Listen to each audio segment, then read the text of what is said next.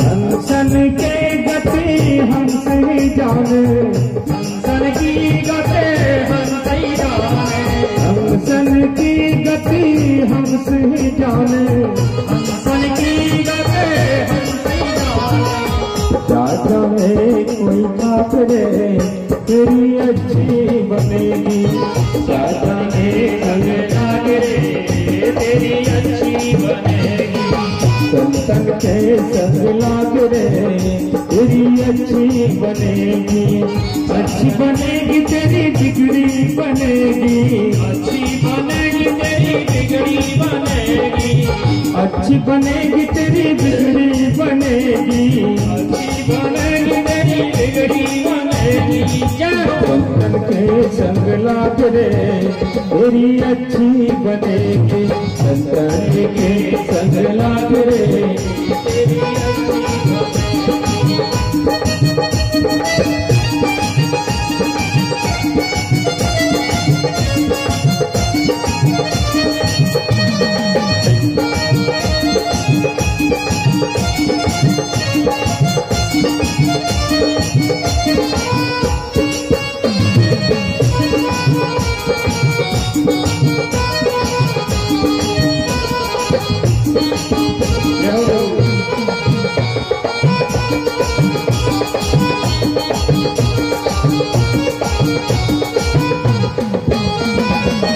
सोमत रहो है अनादिकाल से, सोमत रहो है अनादिकाल से, सोए रहो है अनादिकाल से, सोए रहो है अनादिकाल से।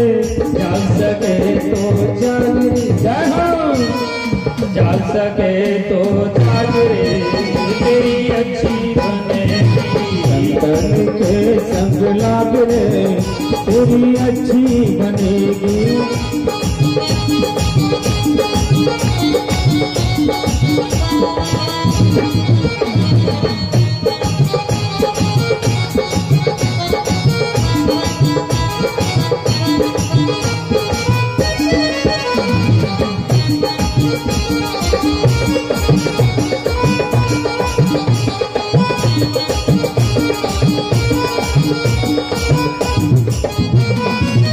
ये संसार छगन की नगरी, ये संसार चलन की नगरी, ये संसार छगन की नगरी, ये संसार छगन की नगरी, छगन की नगरी, छगन की नगरी, छगन की नगरी, ये संसार छगन की नगरी, ये संसार छगन की नगरी।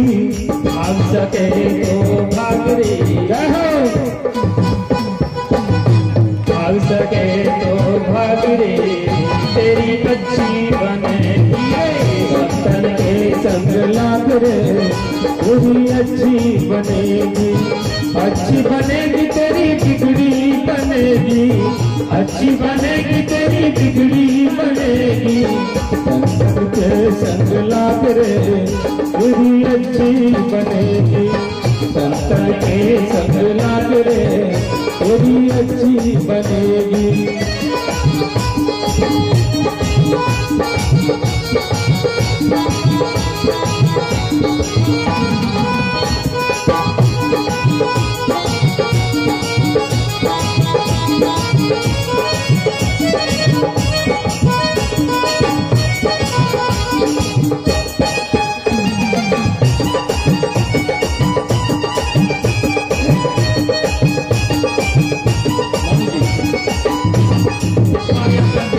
संतन के संग पुण्य कमाई, संतन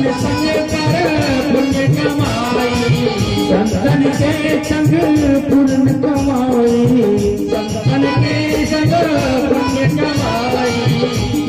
तेरो बड़ो भाग रे तेरी अच्छी बनेगी, तेरो बड़ो भाग रे तेरी अच्छी बनेगी, संतन के संग लाग रे तेरी अच्छी बनेगी।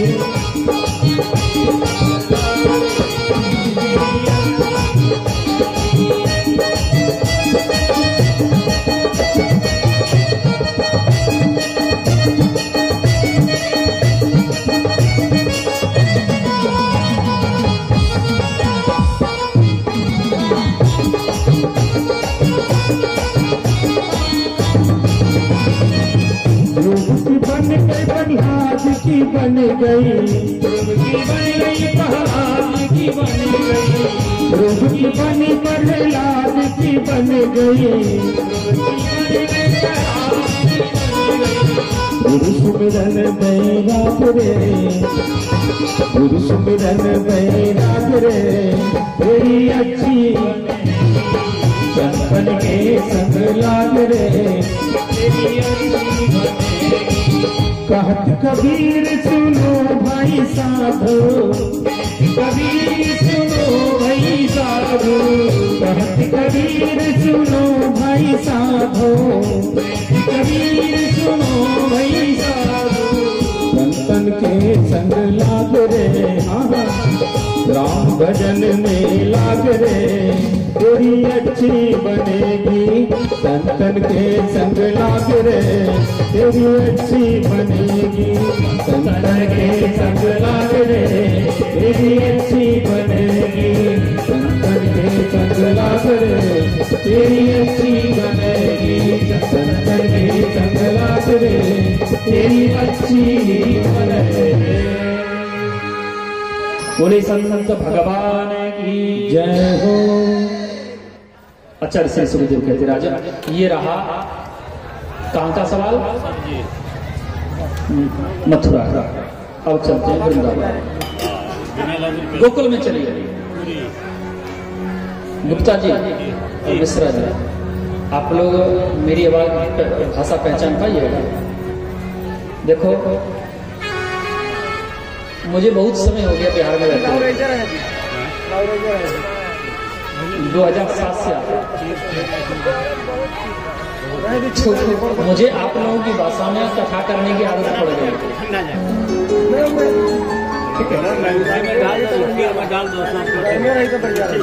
लेकिन कृष्ण कथा का आनंद वास्तविकता का ब्रज भाषा का, ठीक है? तो आज हम ब्रज भाषा में प्रयोग करेंगे। अगर आप लोगों की समझ में नहीं आवे तो हमें बता दो, ठीक है?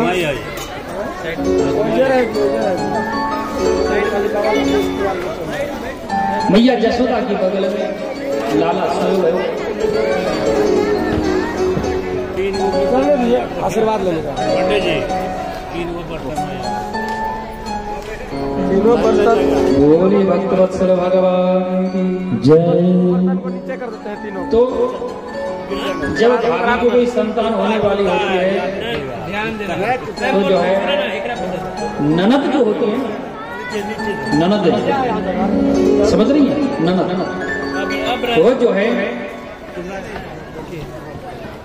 ननद जो है 5-5, 6-6 महीने पहले आके बैठ जाते हैं कि हमारी भाभी के लाला हो तो भैया से उपहार मिलेगा। भाभी के लाला हो तो भैया से उपहार मिलेगा। या इच्छा से ननद 4-4 महीना पहले, 5-5 महीना पहले आए के बैठ जाए और भाभी की खूब सेवा करें। ऐसे ही नंद बाबा की बहन है नंदा और सुनंदा, दोनों आए के बैठ गई पहले। खूब नंदरानी की सेवा करीब 9 महीना तक। और आज नंदा ने देखी कि जो है मई भाभी जसोदा की बगल में कोई बालक सोयो भयो है। जैसी नंदा ने देखो, कपड़ा उठायो, खोल के देखने की चेष्टा करने लगी, लेकिन फिर ढक दिए और सालिग्राम भगवान को प्रार्थना करने लगी, हे सालिग्राम भगवान, मेरी भाभी पे लाला होना चाहिए। अगर लाली है गई ना तो नंद बाबा जो भैया है ना हमारो, वो 9 लाख हार को हमें उपहार में नहीं दे दे, दबा ले। समझ रही माता?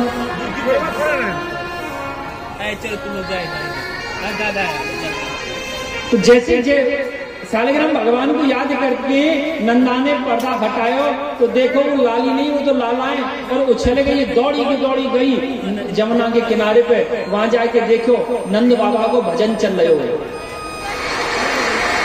नंद बाबा को बड़ा अद्भुत भजन चल रहे हुए। भजन में नंद बाबा कह रहे हो कि 75 वर्ष को तो है गयो लाला अभी भयो ना, 75 वर्ष को तो है गयो लाला अभी भयो ना, 75 वर्ष को है गयो लाला अभी भयो ना। नंद बाबा को ये अखंड भजन चल रहे। नंदा ने जाके हिला दियो, झक जोड़ दियो बाबा को। बोले भैया भैया, बोले हाँ। अरे का बात है, का है वे? बोले पहले तुम लोग को वचन दे कि हम जो मांगेंगी ना सो तू हमें देगो। अरे बोली बहन, आज तक मैंने कभी तुमसे मना करी है? कभी तुमको कोई कष्ट दियो है? अगर तुम मांगो तो मैं अपने प्राण भी नौछावर कर सकूं तुम्हारे ऊपर। बोले तो वचन दे कि भाभी के गले में जो 9 लखा हार है वो तू हम दोनों बहनों को देगो। बोले मैं वचन दे रही हूँ कि तुम दोनों को दे दो, लेकिन बात तो बताए क्या बात है? बोले भाभी ने एक लाला जैसे कही ना ला, और फिर कही ला को जन्म दियो। सुनते ही नंद बाबा उल्टे जो है यमुना जी में गिर गए। यमुना को स्नान करके निकल के आए, पगड़ी बांधी, चंदन लगायो। बोले कि लाली नंदा देखियो कैसो लग रहे हो? बोले बाबा आज लग रहे हो तो एक लाला का सब पिता है। ब्रजमंडल में ये बात पूरे ब्रज 84 कोस में फैल गई कि नंद रानी ने एक लाला को जन्म दियो। पूरा ब्रजमंडल महीना में आने वाली दोनों एकादशी व्रत करता था, और संकल्प नंद राय को और नंद रानी दोनों को अर्पण कर दे कि हमारे नंद बाबा की कोई लाला है जाए तो हमारा व्रत जो है सफल हो जाए। आज नंद मैया जसोदा ने, नंद रानी ने लाला को जन्म दियो। इस सारे ब्रजमंडल में बात फैल गई और बड़ा अद्भुत दृश्य बन गया ब्रजमंडल का कि बर्फी सी ब्रज नारवनी, गुंजिया से गीत और गूंजा से ग्वाला, पेड़ा से प्यारे बने बलदेव जी, रस खीर सी रोहिणी रूप रसा। रस खीर जानते हो कैसे करें? जानो आप लोग रस खीर कैसे करें? चोरी अम्मा ना जाने? अरे गन्ना के रस में जो चावल डाल के दूध डाल के खीर बनाने बातें रस खीर का है हम लोग। और तुम और रसिया बोले, तुम लोग बातें रसिया बोले, है ना? कि पेड़ा से प्यारे बने बलदेव जी, रस खीर सी रोहिणी रूप रसाला, और नंद मही को बने नमकीन, गोकुल ग्राम सब गरम मसाला। जायो जसोदा जलेबी सी नार ने, कि जायो जसोदा जलेबी सी नारी ने, या रवड़ी सी रात में लड़ुआ सोला। कि ब्रजराजू के आया लाला को जन्म भयो, धायो रमोद भयो अति सुखदाई, नाचे सुर किन्नरी और अप्सरा और चाहवारी, बाजत ढोल मृदंग और ढोल भी सजाए। कि बाल कृष्ण लाल के दर्शन को पाएगा, गीत सुर गाई और अमित लौटाइए। अरे देखो सखी आली नैन कीजिए नेहर सखी, क्योंकि नंद जू के द्वारा आज बजत बधाई। कि नंद जू के द्वारा आज बजत बधाई।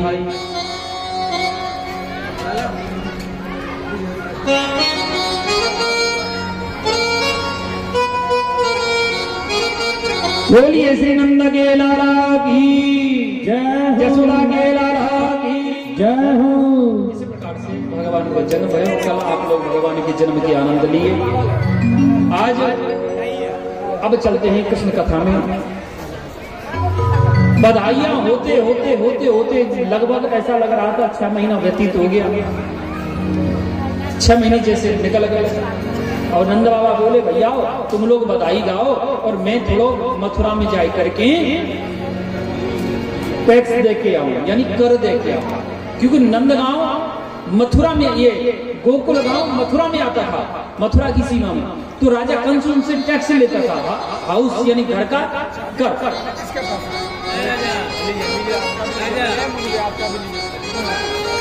नंद बाबा तो चले गए वहां, और कंस को जो आकाशवाणी से पता चला कि आज रात में मेरो काल जो है जन्म ले लिया, बाने बुलाई पूतना नामक राक्षसी।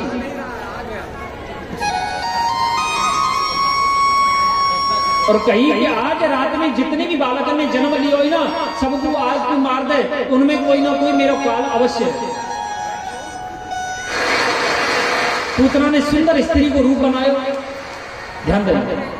पूतना ने एक सुंदर स्त्री को रूप बनायो और रूप बनाई करके गांव गांव में घूमने लगे। जहां देखती जो बालक जन्म लियो वह बालक को उठाती, गोदी में लेती, स्तनपान कराती, वो बालक मर जातो क्योंकि जहर लगे, कालकूट नामक विष लग रहे हो वाकई स्तन में। वो घूमते घूमते गोकुल गांव में आ गई। अब देखी वहां तो बधाई है, घूंघट लगा भयो, क्योंकि अगर आपके यहाँ कोई आवेगी ना बाहर की पराई स्त्री, अनजाने स्त्री, तो गांव वाली पहचान लेंगे हमारी गांव की में, हमारे यहाँ ना पहचान सकते, ब्रजमंडल में नहीं पहचान सको आप लोग, क्योंकि ब्रजमंडल में घूंघट प्रथा है। प्रत्येक 100 वर्ष की मैया हो, चाहे 70 वर्ष की डोकरी हो, चाहे 16 वर्ष की दुल्हन हो, सबकी दुकान की शटर बंद मिलेगी, सबके घूंघट मिलेंगे। 70 वर्ष की मैया हो, हमारी दादी में निकल के जाती थी तो घूंघट लगा, घूंघट लगा, तो पूतना ने लगाया घूंघट और सीधी घुसी जा रही है नंद रानी के महल में। जाके नंद मैया जसोदा को प्रणाम करो, पावन लगी और लग करके बोली मैया, बोली री बहू तू कौन है? बोले मैया मैं तेरी बहू हूँ। अरे बोले ब्रजवासी सब मेरी बहू है, मेरी कौन सी दुश्मन है, सब मेरी है। बोले मैया मैंने सुनी तेने लाला को जन्म दियो। बोले हाँ। बोले तो मैं तेरे लाला को खिला लूंगा। बोले हाँ ले, तेरे ही लाला है, मेरे थोड़ी है, सब ब्रजवासी को लाला है जी। पूतना ने मैया से लाला को ले लिया अपनी गोदी में।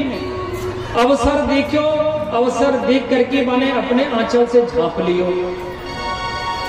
यानी अपने आंचल में ढक लियो पूतना ने। ध्यान देना। और अपनो स्तन निकाल करके भगवान के मुख में दे दियो। अब तक की संतान तो मैया के आंचल को आनंद जाने कि मैया को आंचल कैसे हो। 70 वर्षों को बुढ़ो आप तो जानती हैं, अशोक झा की माता जी को कितना बुरा है। अशोक झा जब 70-75 वर्ष का हो गया तो उसकी मां कितना वर्ष की होगी। आज भी अगर मैया का आंचल सिर पे आ जाए ना तो बेटा 15 मिनट में नींद में चला जाता है, सो जाता है। वो आनंद मिलता है मैया के आंचल। लेकिन यहां से आगे आने वाली जो संतान है ना, वो माँ के आंचल का सुख नहीं जानेंगी, क्योंकि मैया ही खुद जींस टी शर्ट पहन के घूम रही है, आंचल कहां से ला रहा है? मैया खुद जींस टी शर्ट पहन के घूम रही है, आंचल कहां से आ गया? मैं थोड़ा कड़वा बोल जाता हूं कुछ शब्दों को, बुरा नहीं मानिएगा। ये हमारी भारतीय संस्कृति का विरोध है। यकीन करना आप लोग, विश्वास करना। जब हमारा कोई हिंदुस्तानी माता या बहन हमारी सऊदी अरब में घूमने के लिए जाते हैं ना, इजिप्ट वगैरह, और वहां हमारे हिंदुस्तानी परिवेश में जाएं तो हिंदुस्तानी परिवेश की सराहना होती है। वहां सब लोग प्रणाम करते हैं, झुक करके सलामी देते हैं। सूट सलवार साड़ी लहंगा चौधरी, सबसे सुंदर परिवेश है। लेकिन हमको आदत पड़ी भई है ना दूसरे की उतरा हुआ कपड़ा पहनने में। तो वो जो गोरी चमड़ी वाले हैं ना, वो अपने अपने जींस टी शर्ट उतार के फेंक रहे हैं, और नहीं हम जो है 2,500 हजार में लेके आ रहे हैं, जो 4 जगह से फटे हुए जो और फैशन हो।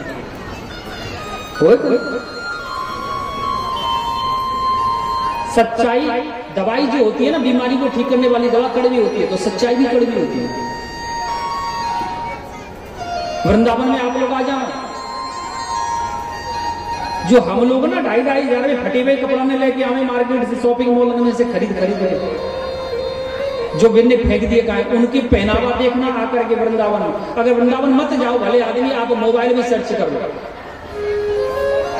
इस्कॉन टेम्पल वृंदावन, एक भी अंग्रेज आपको बिना साड़ी के नहीं दिखाई देगा। एक भी अंग्रेज ऐसा नहीं दिखाई देगा जो जींस टी शर्ट पहना हुआ वृंदावन में, एक भी।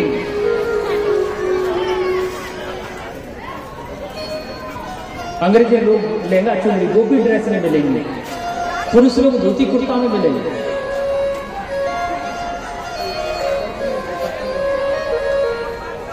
अर्थात हम लोग अपने हिंदू संस्कृति से दूर होते जा रहे हैं।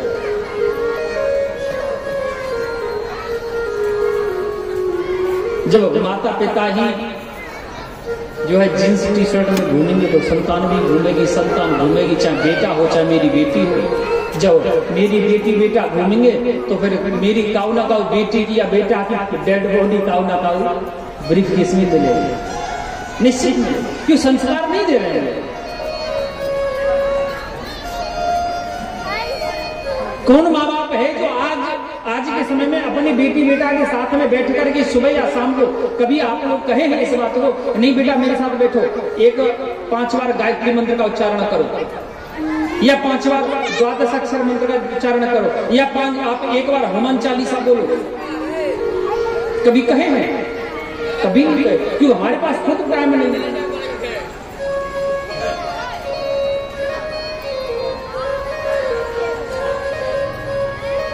प्रत्येक व्यक्ति को अपने घर में 5 चौपाई के साथ यानी 5 दोहा 25 चौपाई अवश्य पढ़ना चाहिए, अवश्य पढ़ना चाहिए। उसके लिए कोई नियम संयम की जरूरत नहीं है। एक नियम ये बना लो, बस करना है, बस करना है। शाम के समय भोजन इत्यादि करो, खाओ पियो खूब, अपना भोजन वगैरह हो गए। अब देख रहे हैं कि 1 घंटा बाद सोने के लिए जाएंगे, अपने अपने कमरा में जाएंगे सब लोग, तो एक बच्चा को बैठाओ, लाला ये आसन लगा लो, ये दरी बिछा लो, देखो 2 अगरबत्ती लगा लो, घी को दीपक जला लो, रामायण पढ़ो, 5 दोहा पढ़ो।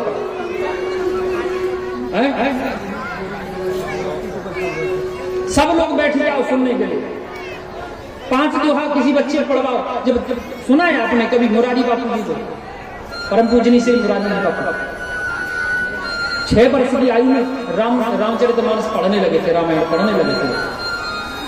उनके संस्कार देखो।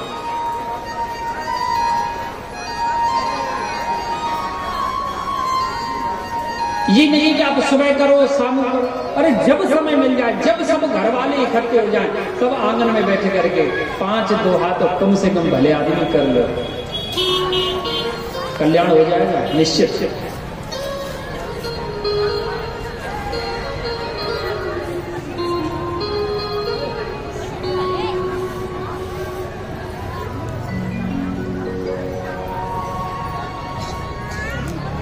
आचार्य श्री सुखदेव कहते राजा, माता पूतना जब आंचल में झांपी भगवान को, तो भगवान उसका स्तनपान करने लगे। जब स्तन पीने लगे तो धीरे धीरे उसका प्राण भी खींचने लगे। जब प्राण खींचे उसको कष्ट होने लगा, और जब कष्ट हुआ तो विकराल रूप धारणा कर ली और भगवान को लेकर के आकाश मार्ग बोल गए, आकाश में जब उड़ने लगी तो बोली कि लाला लाला कष्ट है रहे हो छोड़ दे, लाला कष्ट है रहे हो छोड़ दे। बोले मौसी मैं या तो काऊ पकड़ू नहीं और पकड़ू तो फिर छोड़ू नहीं।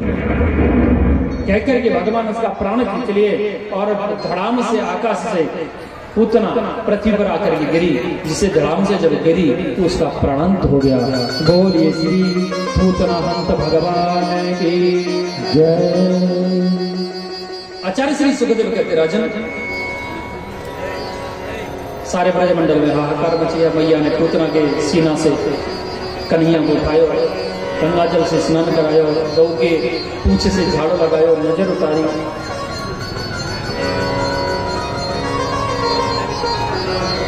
धीरे धीरे यहाँ भगवान पूतना को उद्धार किए। जब बालक 3 महीने का हो जाता है तो करवट बदलना चालू कर देता है। तो कंस क्या किया, एक सकटासुर नामक राक्षस को भेजा और भगवान करवट जब बदले, भैया जसोदा ने सारे गांव में कह दी कि मेरे लाला ने करवट ली, तो सब लोग मंगल गीत गाने लगे। भगवान पालना में लेटे हैं। कंस के द्वारा भेजा हुआ सकटासुर आकर के दूध और दही से भरी हुई गाड़ी के ऊपर बैठ गया। वो दिखाई नहीं देता था किसी को। गाड़ी अपने आप चलने लगी। ग्वाल बाल बोले अरे भैया देख गाड़ी तो अपने आप चल रही है, लेकिन चला रहे हैं सकटासुर। सकटासुर का ये था कि गाड़ी को कन्हैया के ऊपर गिराऊंगा तो कन्हैया जिसके नीचे दब के मर जाएगा।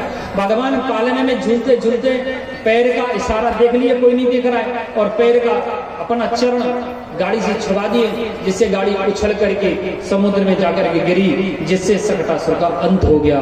बोलिए श्री सकटभंज भगवान की जय। आचार्य श्री सुखदेव कहते राजन, जब जब भगवान अवतार लेते हैं ना, राम अवतार लिए या कृष्ण अवतार लिए, तब तक भगवान भोलेनाथ दर्शन करने के लिए आते।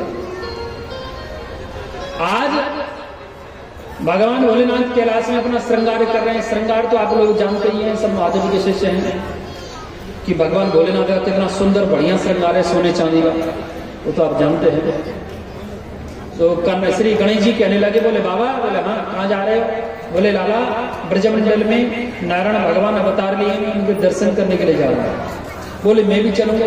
बोले भले आदमी, मैं तो लेके जाऊंगा, तो तू दूर से पहचान हो जाएगा तो हमें पकड़ के पब्लिक जो है मंदिर में बैठा देगी, फिर 2 चनौरी सवेरे 2 इलायची दाना समझाओ खिलावेगी, भूखी मार देगी, हैं क्या करेगा तू?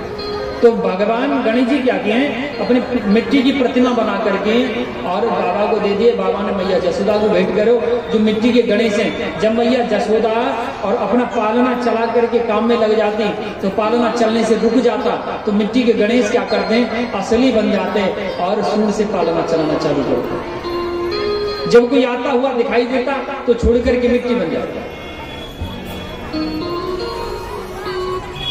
माता लक्ष्मी भी साधारण स्त्री बन के आई, अपनी मिट्टी की प्रतिमा दे दी। बोले मैया, अपने लाला को कह दियो कि जी तेरी बहू है, बात कर ले ऐसे।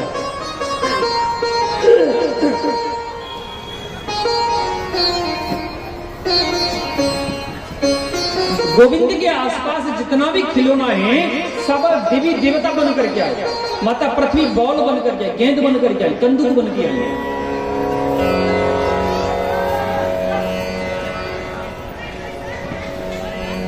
भगवान भोलेनाथ श्रृंगार करके मैया जसोदा के द्वार पे आए और बोले मैया अलाक निरंजन।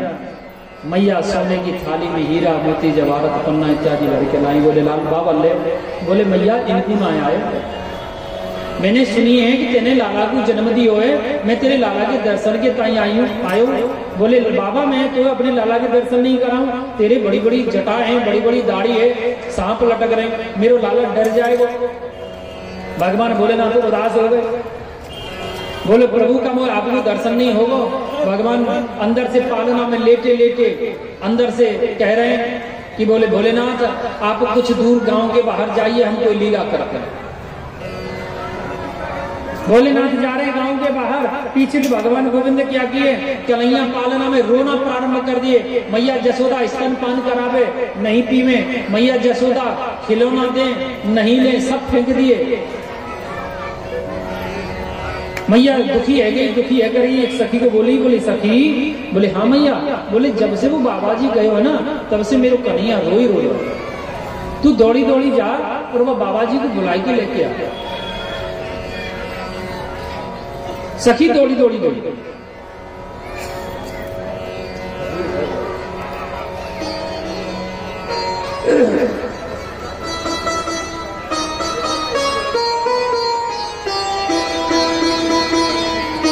बोले बाबा को बुला के लेके आए।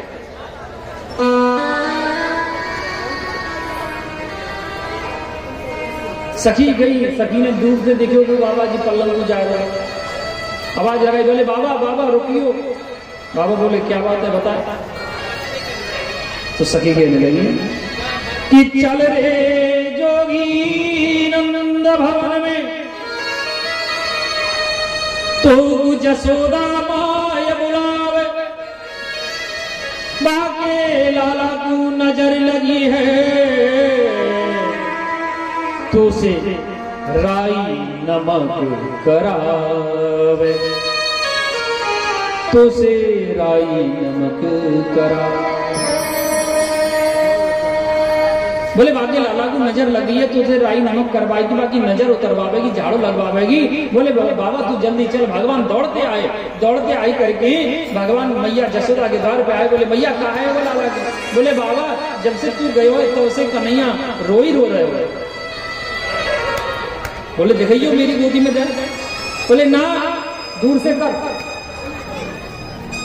बोले तो मैं ना करो, डोगरी जा। मैया बेबस है कन्हैया को भोलेनाथ की गोदी में दे दिए। जैसे भोलेनाथ की गोदी में गोविंद आए एकदम शांत हो गए। मैया ने समझिए वो तो ठीक है गए, झटक के अपनी गोदी में ले लिए।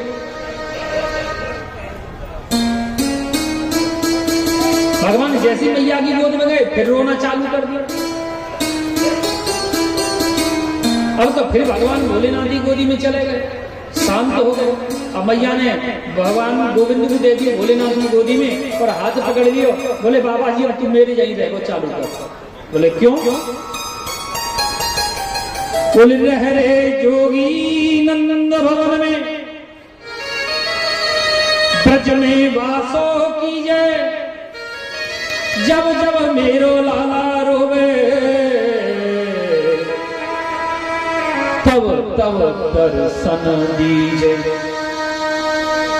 जब जब मेरो लाला रोयो करे ना तब तब तू आगे दर्शन देव करियो। बोले मैया तुम अपना नौकर बनाए के रखना चाहे, बोले जो कछु समझे सो समझ ले, लेकिन तू आज से नंद भवन में रहोगे। बोले एक शर्त पे रहो। बोले कौन सी शर्त है बता? बोले तू अपने लाला को कहाँ स्नान करा दे। बोले स्फटिक शिला, पत्थर की शिला पे खड़ो करके। बोले या के नीचे मेरा मंदिर बना। बोले क्यों? बोले जब तेरा लाला नहायो करे ना, पानी से स्नान करे, तो आपको स्नान को जल मेरे शरीर पे आके गिरे तो मैं तेरे भवन में रहूंगा। मैया ने ऐसा ही भवन बनाया। तो आज भी नंदगांव में अगर आप कभी जाइएगा गोकुल में तो भगवान को नित्य प्रति स्नान कराया जाता है। तो उनके स्नान का जल उनसे नीचे शिवलिंग बना हुआ है, उसके ऊपर जाके करता है। नंद भवन में निवास होने के कारण भगवान भोलेनाथ का एक नाम और पड़ गया, श्री नंदेश्वर महादेव। बोलिए श्री नंदेश्वर महादेव की जय हो। नंदेश्वर नाम पड़ा। अच्छा ऐसा ही सुखदेव कहते राजा श्री आवाज कन से क्या किया, एक तृणावर्त नामक राक्षस को भेजा कन्हैया को मारने के लिए। तृणावर्त आप जानते हैं तृणावर्त को? तृण माने तिनका, आवर्त माने परिधि, तिनका की परिधि। अर्थात जो आपने देखा है चैत वैशाख जेठ का महीना में, वैशाख जेठ का महीना में खेत में जंगल में गोल गोल जो हवा घूमती है, विंडो, आप लोग विंडो बोलते हैं, बंगाली में चक्रवात बोलते हैं, और हम ब्रजवासी में भगुड़ो बोले, भगुड़ो।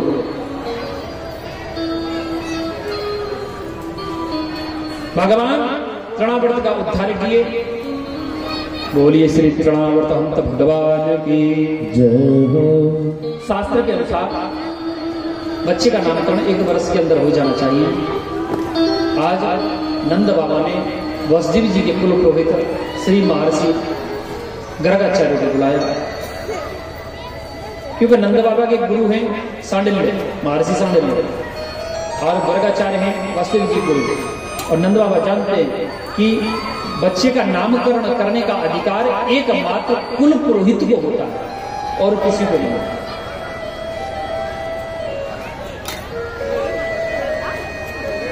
हमारे घर में अगर कोई बच्चा जन्म लेगा तो हम पांडित्य कर्म, कथा, पूजा पाठ किसी से भी करा सकते हैं, लेकिन बच्चे का जो नामकरण होगा वो मेरे कुल पुरोहित ही करेंगे, कुल गुरु करेंगे। राम जी के कुल गुरु महर्षि वशिष्ठ जी थे, जिनके बल पर धर्म हुआ। वसुदेव जी के गुरु हैं गर्गाचार्य, नंद बाबा के गुरु हैं महर्षि सांडिल्य, जनक जी के गुरु हैं सदानंद जी महाराज।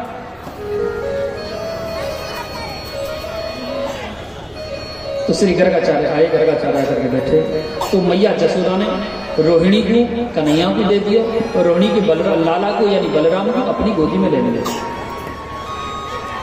दोनों मैया ने बच्चा बदल दिए कि बाबा जी की परीक्षा कर लें कि बाबा जी सही बतावे कि झूठ बोले। गर्गाचार्य तब गर्गाचार्य देख लिए योग से, बोले देवी जसोदा तेरी जो गोदी में लाला है ना वो तेरो ना है, कि अहम ही रोहिणी पुत्रो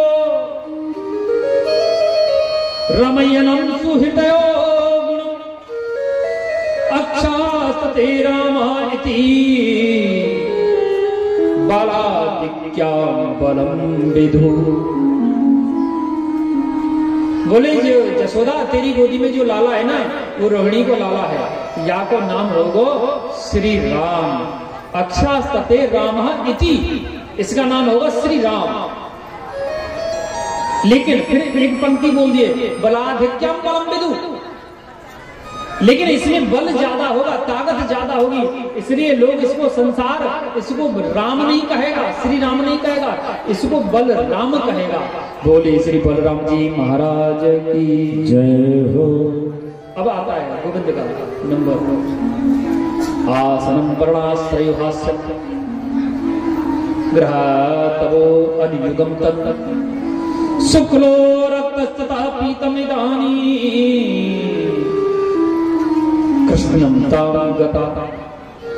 बोले देवी रोहिणी जो तुम्हारी गोदी में लाला है वो जसोदा को लाला है, या को जो है पहले या को रंग या को वर्ण शुक्ल वर्ण है, तो अब उसके बाद या को रक्त वर्ण भयो है, बाकी बाद या को वर्ण पीत वर्ण भयो है, अब या को वर्ण कृष्ण है, इसलिए कालो रंग है, इसलिए या को नाम श्री कृष्ण है। लेकिन जैसे जैसे कर्म करेगा वैसे वैसे आपको नाम पढ़ते चलो जाएगा। बोलिए श्री बालकृष्ण लाल की जय हो। आज मैया जसोदा ने लाला कन्हैया बड़े है घुटनों से बजाय पैरों से चलने लगे, मैया ने स्नान कराया, बड़े सुंदर स्नान कराए कि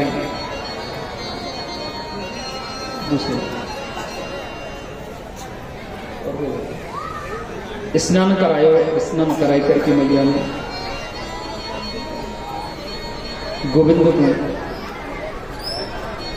चोटी बनाई, चोटी पे मयूर पंख लगाई, गले में वैजंती माला पहनाई और गले में वैजंती माला पहनाई करके धोती पहनाई, पीताम्बरी पहनाई करके पैर में एक धागा में एक सूता में घुंघरू लेकर के घुंघरू बांध दियो और कन्हैया को अपनी उंगली पकड़ा दी। उंगली पकड़ करके जब कन्हैया चलवे लगे तो घुंघरू आवाज करवे लगे। अब तो भगवान बाबू और जोर जोर से हिलाने लगे।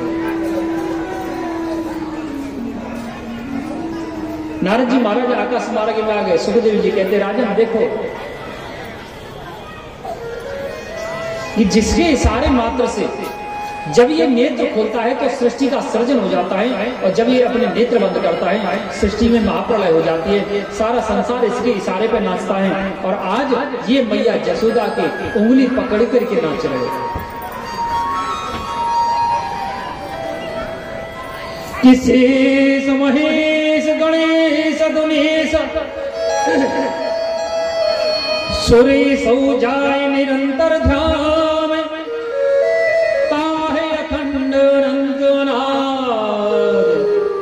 अच्छेद अभेद सुवेद बता।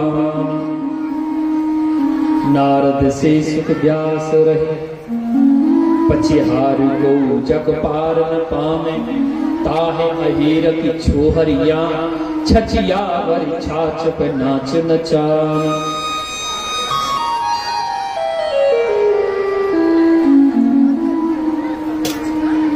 आचार्य श्री सुखदेव कहने लगे मैया ने लाला को माखन मिश्री दे करके कटोरी में भर दियो और कन्हैया को दे दियो। ध्यान देना, कथाएं बहुत सुनी होंगी, लेकिन कृष्ण कथा असंभव है आपको मिलना। मैया ने कटोरी में माखन और मिश्री मिलाई कन्हैया को दे दियो। गोविंद भाई खाते खाते उंगली से खाते खाते दरवाजे पे आए गए। दरवाजे पे देखो कि एक बराह जानते हैं आप, सुगर सुगर मिट्टी में लेटा हुआ, कीचड़ में सोया हुआ एक बराह। भगवान क्या किए, कटोरी को रख दिए दरवाजे पे, माखन नहीं खाए और जाए के बराई के ऊपर लेटे। पहले बरा नीचे भगवान ऊपर। अब बरागु आई अंगड़ाई बराने लगी करवट, अब भगवान नीचे और बरा ऊपर। एक सखी दौड़ी दौड़ी आई, बोले मैया मैया। बोले हाँ देखिए लाला ने कितना सुंदर श्रृंगार कर रखे हो। बोले अरे और का होगा क्यों नहीं, बाकी मैया जसोदा ने जो श्रृंगार करो। बोले तेने नहीं करो, तेने जो करोगे तो माने बिगाड़ दियो, माने अपने आप को बहुत सुंदर श्रृंगार करो, क्योंकि उनको सर्वांग शरीर कीचड़ में लथपथ है। मैया दौड़ के बाहर आई, देखी अरे कन्हैया तेने जी का। मैया क्रोध में भर गई, बोले पूरा दिन लग के मैंने तेरे श्रृंगार कर और तेने क्षण मात्र नहीं खराब कर दियो, नष्ट कर दियो। लेकर के भगवान को पत्थर पे खड़ी करो, एक बाल्टी जल डाल दियो, जैसे कीचड़ तो धुल गई और वस्त्र नहीं पहनाई। मैया ने कोई श्रृंगार नहीं करो, कपड़ा नहीं पहनायो, निर्वस्त्र अवस्था में नग्न अवस्था में ही लेके चौकी पे बैठा दियो। बोले दारी के अब तू नहीं बैठो रही, अब तो कोई जगह नहीं है, कोई श्रृंगार नहीं। श्री वसुदेव जी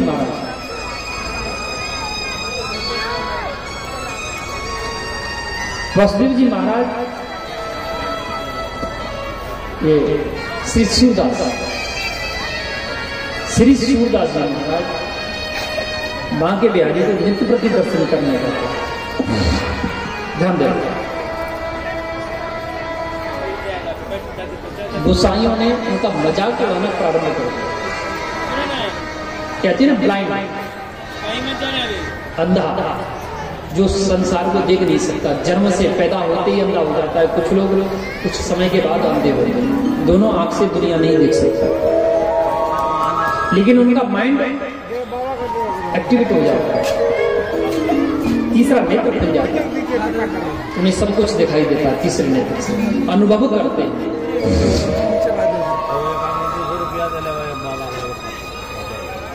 श्री सूरदास जी का उपहास करने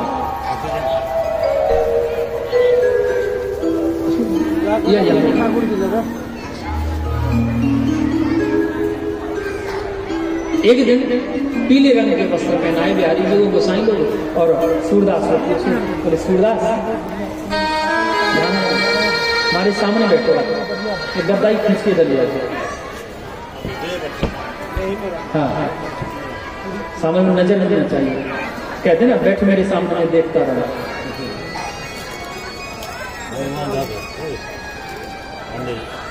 सूरदास जी को परीक्षा करने के लिए गोसाइयों ने पीले वस्त्र धारण करा दिए बिहारी जी, और कहने लगी, बोले सूरदास आज ये बताओ भैया कि आज बिहारी जी कैसे लग रहे हैं। बोले आज बहुत सुंदर लग रहे हैं, बसंत ऋतु, पीला पीला वातावरण। सूरदास जी को अनुभव हुआ, उनको शंका होने लगी कि इनको दिखाई देता है, तब ये कह रहे हैं। एक दिन देखा कि हरे रंग के वस्त्र धारण करा दिए गोसाइयों ने बिहारी जी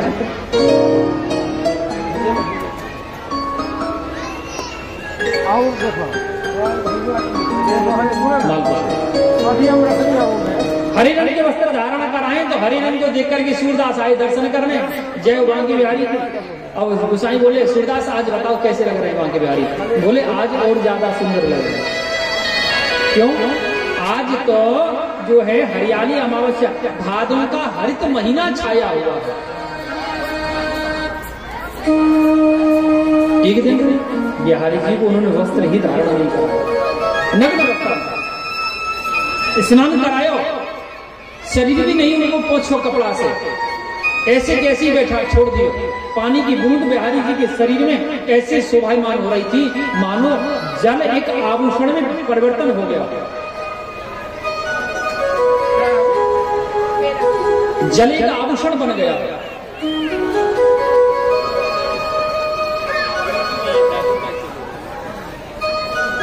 अब गोसाई जी बोले अरे सूरदास आज बताओ लाला कि बिहारी जी कैसे लग रहे हैं। बोले आज सबसे ज्यादा सुंदर लग रहे हैं। बोले क्यों? क्योंकि आज बिहारी जी नग्न अवस्था में, बिहारी जी के शरीर पे जो है जल आभूषण बनकर के शोभायमान हो रहा है। तो यहां सूरदास ने पद लिखा है कि आज हरि देखे, कि आज हरि देखे हम नंगम नंगा, नंगम नंगा रे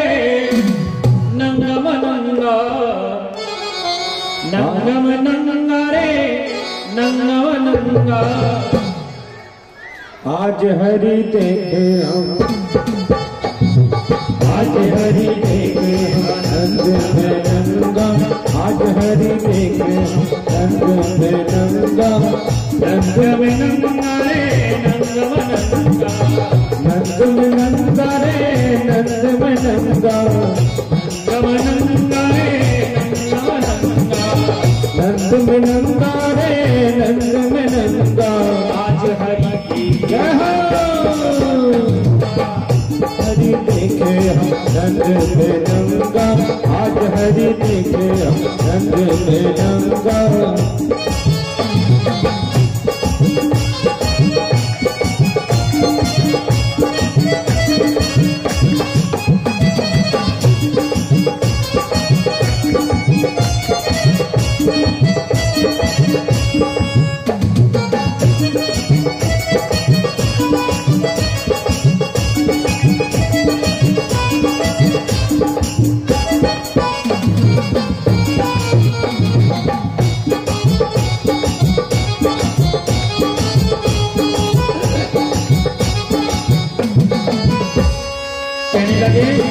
जल सुत भूषण अंग विराजत।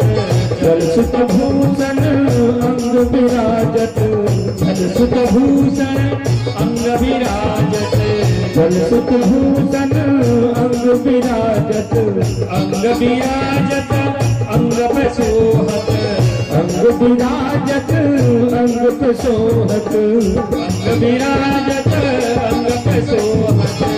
अंग विराजत अंग पे सोहत। जल सुत भूषण अंग विराजत। वसन ही सभी उठत तरंगा। आज हरि देखे आनंद में नंगा। आज हरि देखे आनंद में नंगा। आज हरि देखे नंगम नंगा।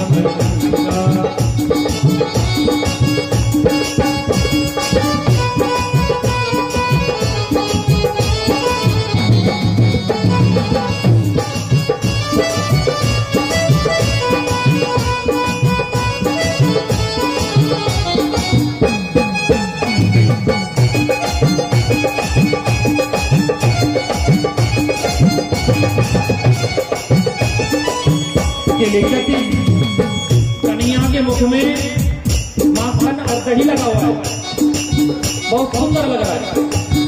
तो सूरदास कहने लगे केले गति तदी सुता मुखले पन्नी करे। कलिशत कदी सुता मुखले पन सुता। केले गति तदी सुता मुखले पन्नी करे। केले गति तदी सुता मुखले पन कर। मुखले पन्नी करे। मुखले पन्नी करे। मुखले पन कर। मुखले पन कर। मुखले पन्नी करे। मुखले पन्नी करे। मुखले पन कर। मुखले पन कर। सूर्य हसत प्रजा भुवन संगा। आज हरि देखे आनंद में नंगा। आज हरि देखे आनंद में नंगा। आज हरि देखे आनंद में नंगा। आज हरि देखे नंगम नंगा। आज हरि देखे आनंद। बोली बालकृष्ण लाल की जय हो। सब मिला के ना भगवान श्री कृष्ण अनेक अनेक लीलाएं करने लगे। आप लोगों में क्या होता है,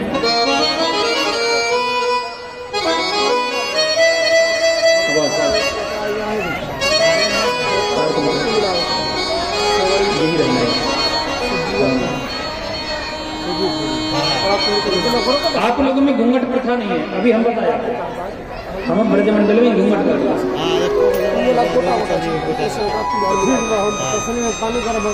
आप लोगों में माताओं को बड़ा सुख मिलता है। माताएं, आप बहुत बड़ी सौभाग्यशाली हैं जो आपने यहाँ आकर के, कोई तो बेटी बनी, कोई दुल्हन बनी, कोई माँ बनी, कोई बहन बनी। ठीक है, अगर कहीं ब्रजमंडल में होती ना तो आपकी मति खराब हो जाती। क्यों?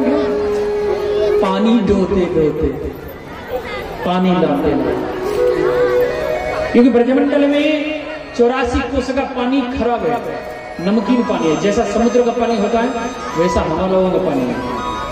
जहां गांव के अंदर जाइएगा पानी नमकीन मिलेगा, जब गांव के बाहर जाइएगा तो पानी मीठा और अमृत मिलेगा। लेकिन आपके बिहार जैसा पानी नहीं मिलेगा जो पानी के ऊपर ही छाली लग जाती है, आयरन इतना होता है। 8:30 ठीक है। तो गोपियां जमुना से जल लेने जाती थी पहले, ये पानी होता नहीं था।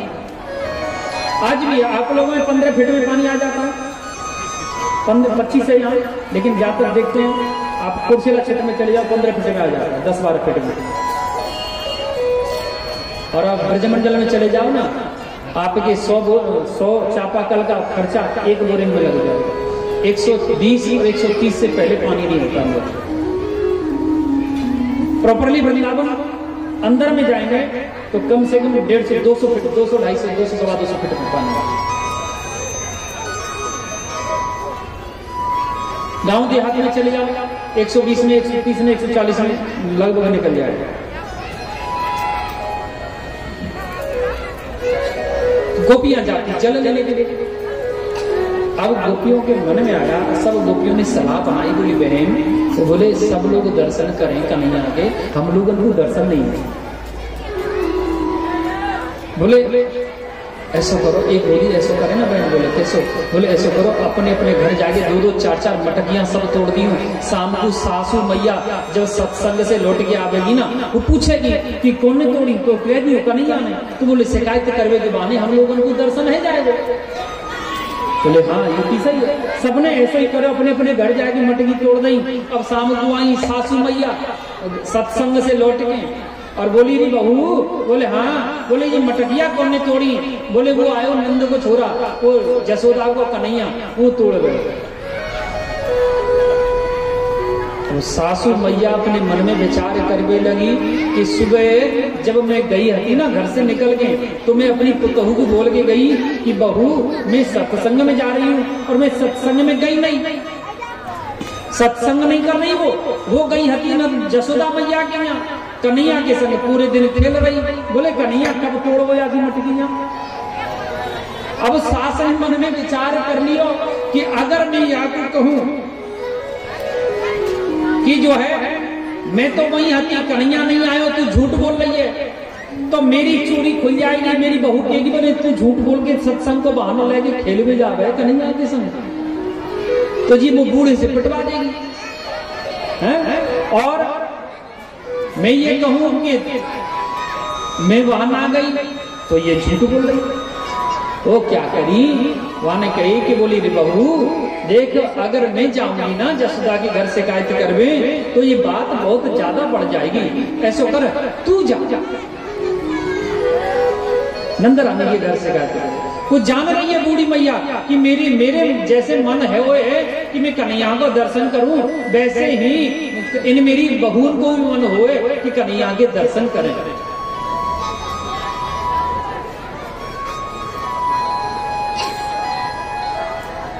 सब गोपियां अपने अपने घर से निकल के मैया जसोदा के दरवाजे पे आई और जोरदारी से आवाज लगाई, बोले मैया, ओरी मैया निकल के आई बाहर।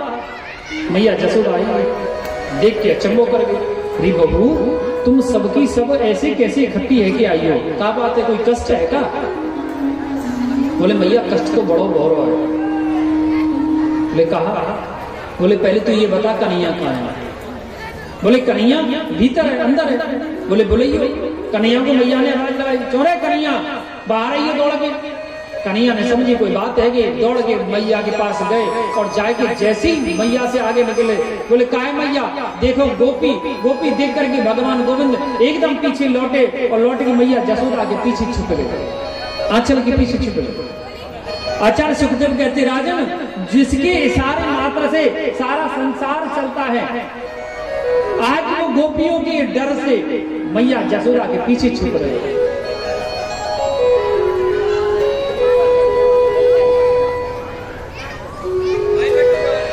आज तो कन्हैया समझेगा कि जो गोपी पिटवाएंगी मैया को। तभी मैया बोली चोरी गोपी बताओ क्या बात है। बोले मैया तू देख अपने लाला को समझा ले। बोले काई को? बोली मैया जी चोरी करे। बोले काई को? बोले माखन की चोरी करे।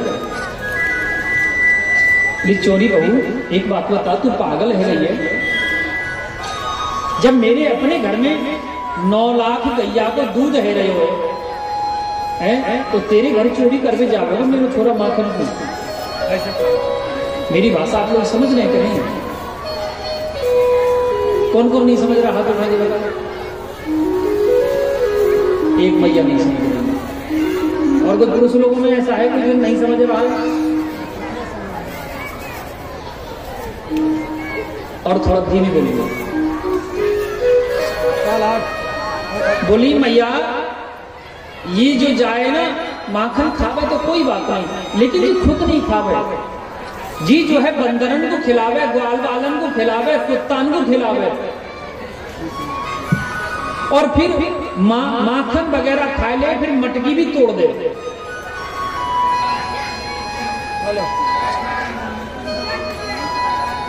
मैया को गोपी कहने लगी मैया या कुछ समझा नहीं दादी के को ऐसो मारेंगी हम जो छठी को दूध याद करा देंगे। मैया बोली कि गारी मत दीजो सखी